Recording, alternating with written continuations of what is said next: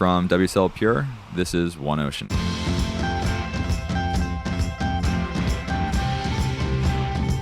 Hey everyone, Reese here, and hoping this finds you safe, healthy, washing your hands, and staying home, shredding later, wherever you're listening amidst this global pandemic. Whether COVID-19 is affecting you or someone you know directly, I know it's a difficult time for many. There's a balance we all have to strike of letting ourselves actually feel our feelings while at the same time keeping things in perspective. Lately, I've found myself equally touched and inspired by the likes of the poet Rupi Kaur and former Navy SEAL David Goggins. Rupi gently taps into our innermost feelings with poetry and illustration, while David encourages us to stay hard and does so in the middle of grueling physical workouts. There are two very different deliveries, but to me, they are two sides of the same human coin. We must know and address our feelings in all this, whatever they are, while not letting it stop us completely in our tracks. We must find a way forward together. It's similar to how many of us approach the environmental movement, and I couldn't help but notice this similarity, in which we must be clear-eyed about the data while courageously pursuing change. One environmental leader I know of who embodies this balance is Hugo Tagholm. Hugo is the CEO of Surfers Against Sewage, and he's our guest this week. We sat down for this conversation actually a while back, before the quarantine and before physical distancing, and we spoke about the 30 years of disruptive change Surfers Against Sewage has made in the UK. It was a really great conversation, and I'm happy to share with you my chat with Hugo Tagholm. Hugo, great to sit down with you, man. Yeah, well, thanks for having me. I'm stoked to be here in Santa Monica with the World Surf League. Yeah, you're far from home, huh? I am far from Cornwall. Very far from Cornwall. Hugo, I can intro you and I can say who you are, but without going into your title or Surfers Against Sewage, who are you? How do you define yourself? I'm an environmentalist and a surfer, probably an environmentalist first, and a very average surfer, but I love riding waves. It's good to get that off your chest off the bat. Yeah, people sometimes expect me to be some sort of ripper, and I'm possibly not. I always have to clarify to people, especially in the ocean conservation space, who aren't connected to surfing. They're like, "Oh, you're in pro surfing, like you must rip." I'm like, no, yeah. I definitely don't. And since starting working in professional surfing, I have recalibrated my thoughts of my surfing ability even lower. I've re-ranked myself to the bottom quartile. Yeah. I started at the bottom. I remain at the bottom. I think I was getting cocky for a while on the East Coast. I was like, I'm doing okay. I'm average. And now I'm like, no, I'm far below average. But yeah. So I mean, and I live in Cornwall, but I'm a Londoner originally. And that's where I started my career, working with charities, and I took over at SAS about 10 years ago, actually 2008. And it's been an incredible journey since then. So tell us about Surfers Against Sewage. Well, Surfers Against Sewage is an incredible organization that's been going for 30 years. This year's our 30th anniversary. Wow, that's incredible. And congratulations. Thank you. Yeah, and it's an organization that I became fascinated in back in 1991. And that was the sort of first year of its sort of operation. And it was set up, as the name suggests, to fight against the then chronic sewage pollution that was being pumped into the ocean around the UK. So literal sewage. Absolutely, yeah. So the effluent was pumped out in long pipes that were about 1 kilometre long, sometimes shorter, that would put untreated sewage into the sea, and that would then blow back onshore with the prevailing sort of winds, and it would pollute our beaches. And a lot of surfers were getting sick of going in the water. When they went in, they were getting ear, eye, nose, throat infections, all of those sorts of things. Wow. And so they decided enough was enough. So they started this organization. Yeah. And it was a decade, the 1990s was a decade of sort of radical activism, similar to what we're seeing now with the climate strikes and all of those things. It was a decade when people were chaining themselves to ancient trees to stop them being felled. They were chaining themselves to railings to stop bypass roads being built around towns. There were people demonstrating and rioting in London because of taxation. And there were surfers going, we don't want sewage in the sea. And they pointed towards new legislation that was coming in from Europe. And 30 years later, we see a much cleaner bill of health for our ocean in the UK, thanks to this campaigning. That's so awesome. I love success stories like that, right? Like knowing that people can stand up and protect a place, similar to the way that many communities have done around the world. But it's a particularly awesome story for you guys and where you are.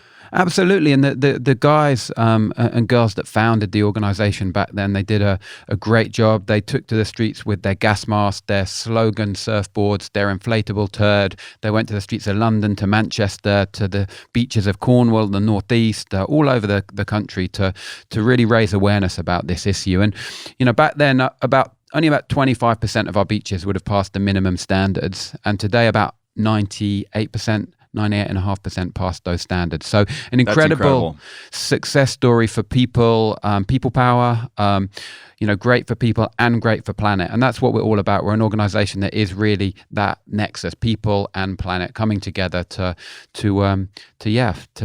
talk about a sustainable future. That's super cool. Now, I think one thing that, sort of narrow-mindedly sitting here in Southern California, or maybe for others in the rest of the world, they'd go, wait, they're surfing in the United Kingdom? They're surfing there? I mean, listen, coming from the Northeast and living in New York City, people always used to be like, wait, you can surf in New York City? I'm like, yeah, Rockaway Beach. It's amazing. Yeah. I think my immediate response to that is, shh. Nope, no waves. No nothing, waves. Yeah, never visit. It's very, very sort of average. No, we get really good waves. Of course, like anywhere, it's, it can be fickle. We can get really good runs of waves. We've got good beach breaks, particularly, but there's some good reef breaks too around the country. Scotland's incredible. Cornwall's really good. There's some good waves around Wales. So there's some amazing breaks. This year started very, very well. We got a long run of super fun waves. Head and a half, day after day offshore. What most people really, really like. Yeah, but I think what's important too is to remember that with a lot of these environmental groups, even if surfing is a component of it, it doesn't matter. And I think one of the things that you all embrace is not just surfers, not just sewage. So I imagine, with the UK, you've got beaches and coastline everywhere. Who cares if you're a surfer? People can still be involved with Surfers Against Sewage. It's more of the movement, right? Absolutely. And, we started talking about the beginning of SAS with the sewage issue, and our name doesn't describe us anymore and what we do. So we're a broad marine conservation charity that's grounded in grassroots activism, grounded in people's relationship with the sea, whether that's surfing or swimming or walking along beaches or sailing, whatever it might be, but particularly surfing. And we work on lots of issues. We work on plastic pollution, we work on climate change, we work on marine protected areas, and still on water quality issues. There's still a lot of underlying problems in the UK and around the world on that. So we've got a broad remit, and we work with a lot of people. We work with about 100,000 volunteers at the beachfront every year who contribute about 400,000 hours of volunteering time to protecting beaches for everyone. And we build a whole sort of program of people working in communities to rid themselves of single-use plastics. We work in schools with about 1 million school children. So all sorts of programs that are all about protecting the ocean. And our mission is to create ocean activists everywhere, whether that's on the beach in Cornwall or in the centre of London or Manchester. That's our job, to really inspire people with the ocean and create the change we want to see. That's amazing. And so you touched on a bunch of stuff there. So a lot to unpack. Yeah. Going back to the phrase, not just surfers and not just sewage. So, the organization has this founding story in sewage, but the, core focal areas for you have evolved and changed over the years. Like you said, kind of sewage or plastic is the new sewage. I know that's one of the phrases you guys kind of use on your website. So one, is that really challenging to kind of change the message because people then go, wait a second, I thought you were sewage, plastic, climate. Is that challenging, or is that just overall sort of saying we're recognizing what the new threats are and adapting to them? Because as a small organization, you have to be really smart with your resources. And we've talked before about scope creep and trying to be too broad to too many things. Yeah. And so I imagine that's quite a challenge as an organization. It's really, really challenging. And it's my most frequently asked question. Why don't you change the name? Because it to doesn't. What? Exactly. That's often my response to what. And you got to bear in mind that we've got a third. Surfers Against Bad Things. Yeah, all bad things. I mean, we thought at one point, Surfers Against Plastic would be good, but the acronym's less good than SAS. So. For us, in the UK and globally, in certain audiences, we've got a very well-known name. In the UK, we've got a high street brand that's called the Car Phone Warehouse. I often liken it to that. It's one of the best retailers of mobile phones, but their name doesn't describe what they do. No one wants a car phone anymore. No one really wants to shop for their mobile phones in a warehouse, but they are a market leader because they've reinvented how they do things. And so I liken SAS, Surfers Against Sewage, to that. We reinvented how we do things by delivering really high impact at the beach, involving a lot of people, empowering ocean activists around the coastline. And even more importantly, our 30-year legacy and track record of delivering high impact means that government ministers know us, that the media know us, that brands know us. So we're not a household name, but we're very well known in the UK. And what I'm picking up on here in this discussion is your awareness of brand and how important that is, right? Like, you guys are pretty savvy. The brand is on point. You also have really strong messaging that kind of harkens back to your activist roots. Some of the campaigns I've seen have been very creative, very well executed. They're also not afraid to be edgy, especially in a country who's known to have a motto that is keep calm and carry on, right? And we don't stir the pot. We kind of all just do our thing. But I actually have been very impressed with your messages. Like, no, we're activists. We're going to be out there and put it in your face and say, plastic is sewage, and what's this crazy creature from the deep? So you're highly aware of brand and marketing message. Yeah, I think it's vital. You got to cut through with that. I think one of the greatest potential pitfalls for organizations and brands is when they become too anodyne, when they haven't got a personality, when they don't have a distinct sort of point of difference. And we are an ocean activist organization. We're there to campaign. We're there to create change. And the theory of change is quite simple. Let's inspire and empower a lot of people, whether it's on the beach through beach cleanups, whether it's through our plastic-free communities program, whether it's through our water quality program or demonstrations we do in Westminster in London. And let's connect all of that voice together and aim it at the people who can create change, the government departments, the big brands we need to speak to stop plastic ending up on our beaches. So that's the theory of change. It's quite simple. Let's get a lot of people together, get that common voice, that common cause, and then point that at normally the legislation we want to see. And I would say, so it sounds like, you've got the brand side dialed in, the awareness, the savvy on the campaign side. But I think a really important element, and I want to make sure we dive into this, is the people organizing and the community aspect. And you've mentioned plastic-free communities a couple times, and I'm a big fan of this because it really is kind of a toolkit that you've put out there. And I think what you do through that program is empower people to take the reins in their community and go to being plastic-free. Is that a fair assessment of like what you're trying to do? And maybe you want to share with people a little bit more about plastic-free communities, because maybe there's someone listening who isn't getting the Surfers Against Sewage message because they're somewhere else in the world, but they could take the plastic-free community toolkit and use it in their local. Absolutely, yeah. We realized back in sort of 2015, 16 that not everyone was as fortunate as you or I, Reese, and they don't all live by a beautiful beach where they can go and do a beach cleanup, which feels really good because you've got this lovely environment, you want to care for it, it's where you might go surfing a lot. So a lot of our supporters live in cities and towns where the sort of activity of picking up plastic pollution isn't quite so attractive. Walking along a highway or a busy street, and picking up that plastic. So that's a great call out on beach cleanups. Like at the end of the day, the worst case of a beach cleanup is you're still at the beach. You're still taking a walk on a beach, and it's still really nice. Absolutely, and we also like a sidewalk cleanup wouldn't be as fun if we went to downtown LA and just picked up the sidewalk. It doesn't have the same thing. Cities are beautiful, and they can be. Don't get me wrong. I hope I'm not offending anyone, but look, beaches have that advantage. I think everything's got its pros and cons. I love cities, I love the beach, and they've both got their good and bad to them. But we realized people not only couldn't necessarily participate in that sort of beach cleanup activity everywhere, but also that people wanted to start to address the plastic pollution problem further up the chain. They wanted to look at their own plastic footprint, their community's plastic footprint, and take action. So we created a toolkit, a 5-step sort of plan that brought together local government, local businesses, local NGOs, schools, events to look at the collective plastic footprint in that area and start to tackle it. I launched this in 2017, just before the Blue Planet aired. And we had what we thought was a really ambitious target to get 125 communities by 2020. And this year we've got 700 communities already. Holy moly. Representing about 30 million people collectively. So it's an impressive sort of program, and I'm always sort of overwhelmed when I see the stuff coming through our social feeds of communities I've never even been to, all inspired by this program, all connected through it, and creating tangible and sort of measurable impact on plastic pollution.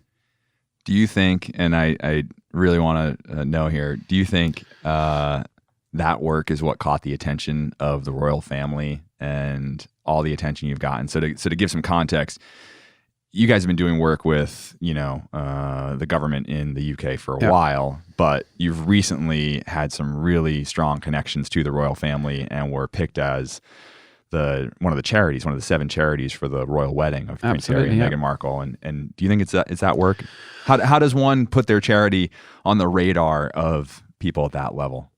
Do you know what, Reese? I think I'm really proud of SAS because I think we're a charity or an NGO with a difference. I think we've got a lot of character. I think we've got a lot of authenticity, and I hope we've got a lot of energy. And we try and do things differently. We like to curate the brand really well. I like to create really great products, campaigns, products that people want to buy into, that they can really feel inspired by and empowered by.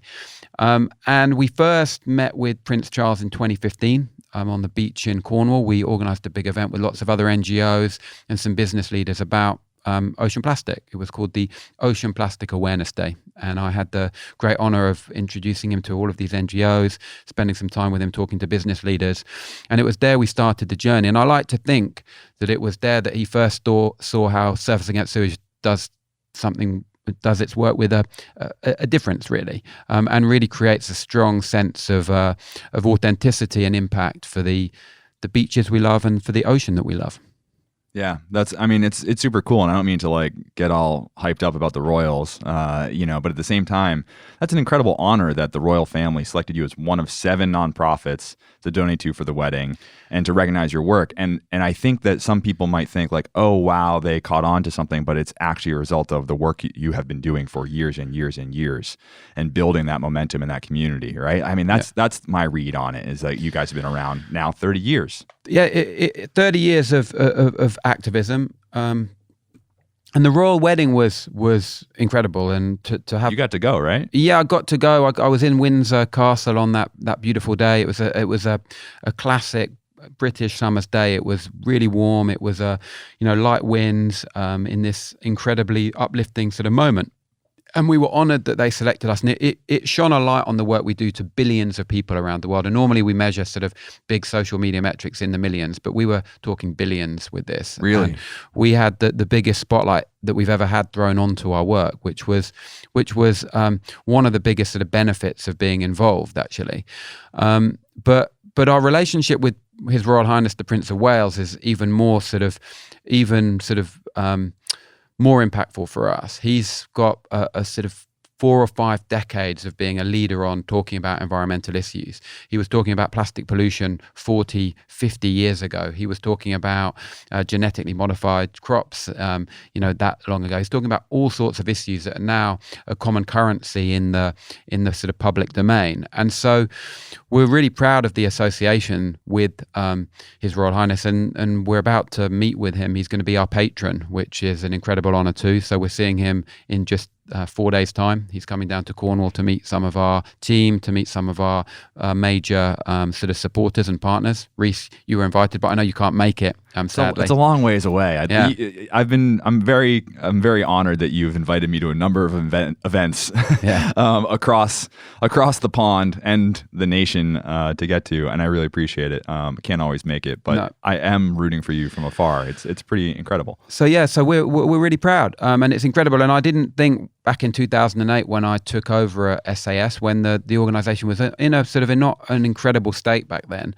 I didn't think quite that we'd end up doing the sort of royal wedding, that we'd start to influence on so much legislative change on plastics, and that we'd have the patronage of the future sort of King of England, really. So an amazing journey, and one that continues to grow in this new decade, the UN Decade of Ocean Science for Sustainable Development and the UN Decade of Habitat Restoration. So a really crucial decade to actually try and deliver thriving oceans again, to try and protect nature, to try and give it a chance to rebound. Because we know that when we do that, it can recover quite quickly. We see it with strong legislation on protecting whales, where we see humpback whale populations rebounding, blue whale populations rebounding. When we've got heavily sort of marine protected areas, we see biomass increasing. So all of these sorts of things we need to see much more of, and we need to stop the inflow of materials like plastics into our special ocean. What's the current state in the UK of some of this legislature? So I know that Europe has been great in getting really progressive on bans on plastic, et cetera. So what's the current picture? And then how is that going to change, or will it be impacted by Brexit? Not to get too political, everybody, don't freak out. But at the same time, I am curious. I mean, it's got to impact your plans for things. I think importantly, we can get political without saying which politics people should support necessarily. So we're an apolitical organization, but we are always working on a political agenda. We don't support one party or another. That's not our job to do. Our job is to support the environment, and to call always, whoever's in power, whoever might get into power, always call for the best possible outcome for the environment, so we can have a thriving ocean and thriving people around it. That's our job. And Brexit does present dangers, but it can also present opportunities. We're going through a really interesting time on environmental legislation. We've got the Environment Bill going through Parliament at the moment. It's just had its second reading. And what's on that bill? What are the top issues on that bill? Well, plastic pollution, will be really tackled through that. So new interventions such as deposit return systems on plastic bottles could be included in there very, very strongly. So. Is there currently a container deposit in the There UK? Isn't a container deposit at the moment. We've campaigned for a long time on that. We had a petition over the past couple of years that had about 350,000 people sign up to it. We took that to Downing Street on our plastic bottle battleship, which we sailed into the centre of London to talk about the need to protect our beaches from this source of plastic pollution. And the government has committed to that. That's great. It's going to take some time to design.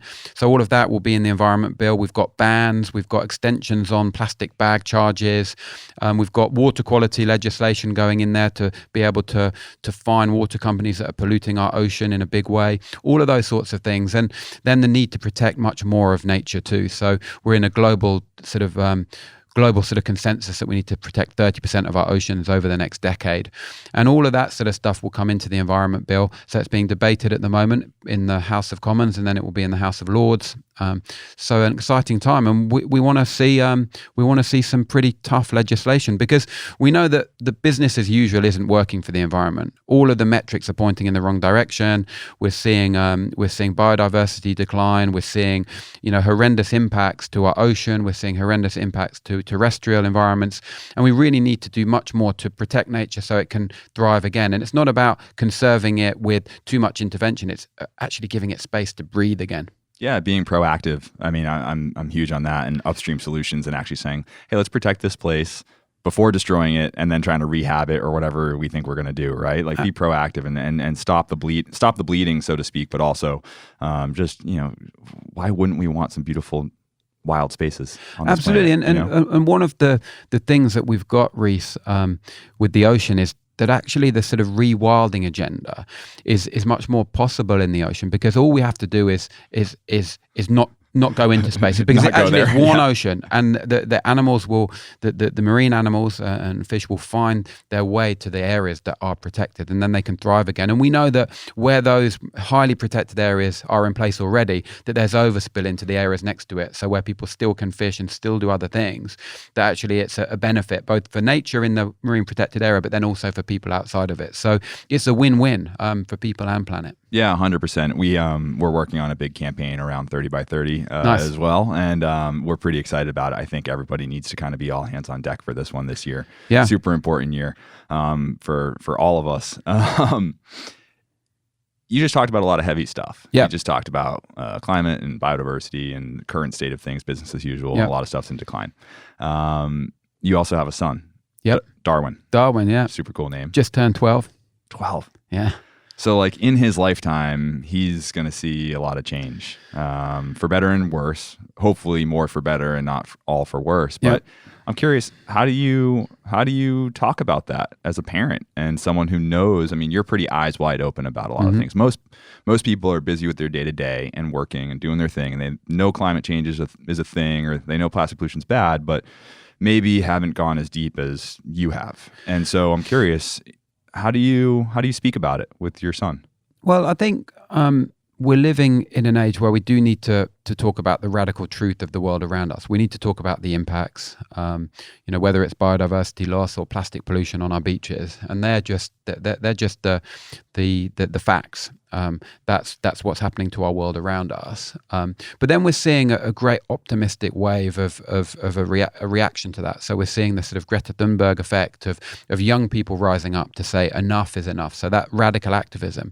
But I do believe that we need to have and present agenda of radical hope. We need to give people the tools to take action. We can't just talk about the doom and gloom. We need to empower them to do things, whether that's a beach cleanup and brand audits on the beach to hold the big brands to account, whether that's engaging people with their politicians so they can call for the change we want to see at the right legislative moments to truly protect our environment, whether it's getting people to campaign on local issues. All of these things are part of the radical hope agenda, because we do know that the solutions actually are there at our fingertips. We know that where we protect our ocean properly, it will rebound. We know that if we put the proper legislation in place to protect species, such as different species of whales or all whales, we know they can rebound. We know that where we have the right legislation on plastic, we can see a decline in plastic pollution. So all of these things are there. We know if we plant more trees, the right type of trees, we know that's going to be good. So, ultimately, the solutions are there. We're just not necessarily seeing them or implementing them fast enough. But I think it's important that people look at the case studies that have worked around the world to draw on where nature is thriving once again and use that as inspiration. And as humans, hope is a big part of what we do. And really, we all will have hope until our last breath in this life, because we're there. We can still create change. Whilst we're here, we can all create change and be part of that positive change agenda. And so as a campaigner, I think you always need to be hopeful. You need to believe that you will see the world you want to create. And so you're really focusing on highlighting the helpers, right? You're kind of saying, look at these solutions, look at these ways that we can do good, positive things, especially in your dialogue with Darwin, I guess is what I'm asking. Yeah, I think... Does he ask about it, or is he just playing Fortnite like every other kid under 18 that I assume? He does like Fortnite. He's also actually really into his drumming, and he loves his surfing in the summertime, and he's really into his art at the moment. He's doing a lot of good art, so that's so cool. You know what? I think we're really lucky because we live in a beautiful part of the UK, Cornwall. Amazing beaches, some of the best I've seen, globally, really. And there's a lot of big, lovely nature still out there. And there is a lot of doom and gloom at the moment, but people can take a step outside and they can go to a beach, they can go to a mountain, they can go to a forest, and there's still a lot of really, really nice, beautiful stuff out there. So let's treasure the planet that we're on. Let's look at the sort of new baseline of what's around us, and let's protect that and put the things in place that can help, let it recover even more. Beautifully said. I'd love to get some advice from you for a few different archetypes here. Mm-hmm. For the person who is in their local community wondering, how can I do more? How can I help more? I feel like there are so many of these people in their community. They're like, I want to do more. I don't know what to do. Mm-hmm.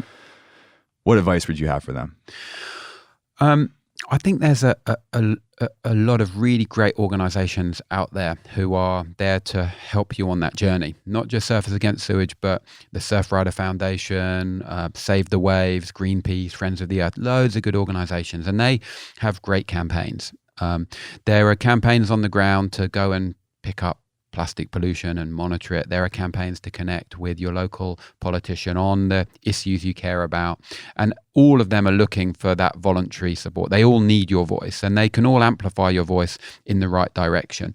And that's really important. And they often know the techniques to get the attention of the right people. They know what sort of campaign action, what sort of demo, what sort of letter writing exercise, what sort of petition or email will have the desired effect at the right time. So put your trust in them, find the organization that represents you in the right way. Do your research. It might be a very local organization. It could be a national one. It could be an international one. Find the thing that feels right to you, that is working on the issues that you care about, and then give them your support, give them your voice. Maybe you make a donation to them, maybe you don't, or maybe you just want to sign their petition or join them on the streets of Washington, New York, London, wherever, to join the fight, because it's really our collective voices that can push on change in these times. And sometimes people underestimate the value and the importance of their individual voice. Your individual letter to your senator or your MP is a very powerful thing. And it's not always numbers. It's not always social media numbers they need. Your personal story, that emotional, visceral story, that authentic story of your connection with the environment, or your connection with people in your community, or your view on the issue, can be a really powerful tool. And it can sometimes just take one letter phrased in the right way that could open the eyes of the person who can create the change you want to see. 100%. I mean, think about the youth climate strikes. It started with one young girl. Absolutely. And now you look at the movement, right? So taking that advice now, let's think about all the nonprofits that are out there, whether they're Surf Enviro or Ocean or whatever it is. What advice do you have for, you've been in the nonprofit space now for a long time. Mm-hmm. What advice do you have for those people working in nonprofits and how to be successful in that field? Is there some top level advice that keeps you sane, keeps you successful? Yeah, there probably is. I mean, I would say a few things. Is one, getting into Surfers Against Sewage, I started as just an activist. I started as a member. Actually, my first interaction was back in 1991. I took part in a surf competition called Surf to Save in Cornwall that supported Friends of the Earth, Greenpeace, and the then sort of nascent Surfers Against Sewage. And I was a bodyboarder back then. That's probably a bad thing to say. Oh, interview over. Yeah. I thought that might happen. No, we're messing. Bodyboarders are totally welcome. It was like the heyday of the Mike Stewart, the Ben Severson sort of era, and I took part in this competition, and it was there that I first met some of the founding sort of members of SAS, and then I sort of carried on with the journey. I went out on demos with gas masks and surfboards. I became a regional rep, and alongside my career in London, did lots of things on funding and support, and then this sort of opportunity came up, and I took it. And I'm sort of a really firm believer on understanding how to take sort of positive risks in your job. You've got to take risks. You've got to be able to put your neck on the line. Definitely. And you've got to be able to be accountable for that. And that's really important in anyone's career. You've got to know what decisions you own and how you own them. You've got to be able to face up to your mistakes and learn from them and celebrate your successes when you have a success. But some of the biggest and best things that I've had in my career are actually my mistakes, in a way, the things where I failed and I've had to adjust my own sort of strategy and tactics, and look for advice and support in other areas. So that would be my advice. Fantastic. All right. One more, last question. Mm-hmm. And I'm stealing this from Ace Buchan. Ace recently hosted an episode for us and came up with a great final question that I think I'm going to have to steal for all episodes going forward. But you're I'm the happy first. with that. And weirdly, I sort of surf quite similarly to Ace. So yeah, me too, totally. If you had a chance to take anyone in the world, political leader, environmental leader, business leaders, anybody, for a surf or out in nature in general, maybe they don't surf, but if you're taking them to the ocean, right? Who would you take with you? Where would you go? And what would you talk about? That is a good question. Ace is really good. Yeah. I think I'm just going to give him the podcast. Who would I take surfing? I wouldn't take either of our leaders of our countries. So I wouldn't take Donald Trump or Boris Johnson. I don't think that would be a wise use of that opportunity. Okay. I think for me, somebody who I've always sort of loved and sort of and admired, who I had the good chance to meet earlier this year, is Sir David Attenborough, and he has opened hearts and minds around the world on the whole environmental sort of debate on all of our sort of global environmental health. And I was the most nervous I've ever been of meeting anyone when I saw him in January. It was my first meeting of 2020, of the new decade. And it was pretty cool. It's a good first meeting. Yeah. And he's getting on now. I think he's in his early 90s. But he was somebody that I've drawn so much inspiration from. And he probably wouldn't want to or be able to go surfing now. But if I could, with a younger Sir David Attenborough, I'd love to have shared that experience with him and been able to talk more with him about the motivation of surfing and how we've used it to sort of create change and to learn from him. That would be my sort of thing. That'd be really cool. He's just, I just want his voice in this moment right now. Like, yeah. And here's Hugo. Yeah. Wiping out again. Taking off on this way. That's a solid answer. That's a solid first answer. Cool. So thank you, Ace, for that question.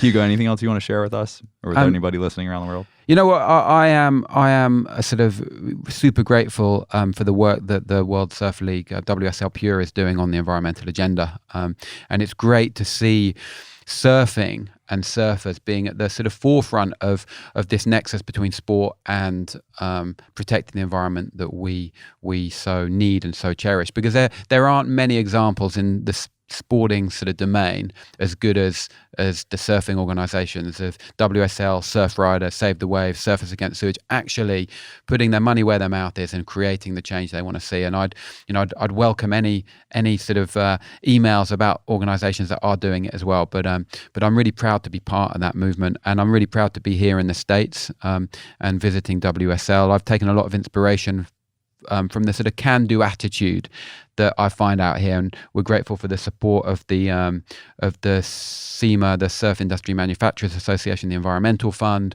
and all of the people out here that support Surfers Against Sewage. So thank you very much. Thank you, man. We're proud to be partners with you, and we're just rooting for you from across the pond all the time. So thanks again, and yeah, we look forward to seeing big things out of you and Surfers Against Sewage this year and many years to come. Thank you very much, Reese. Cheers, Hugo.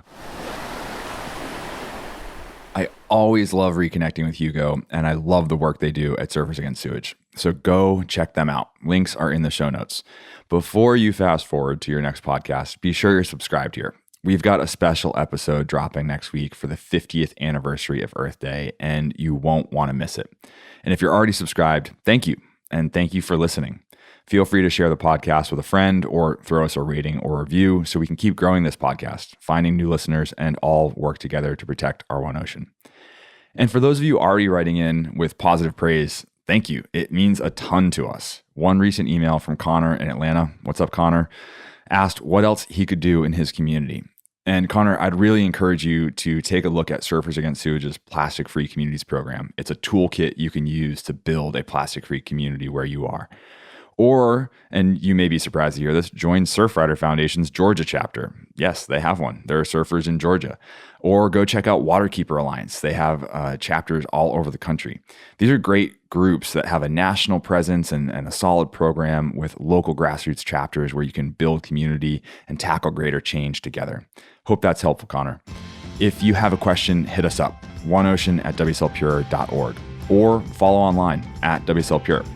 And thanks again to Hugo for being our guest this week. Thank you all for listening. Hit the show notes for links to everything we discussed, as well as poet Rupi Kaur and David Goggins. And stay safe out there. Catch you next week.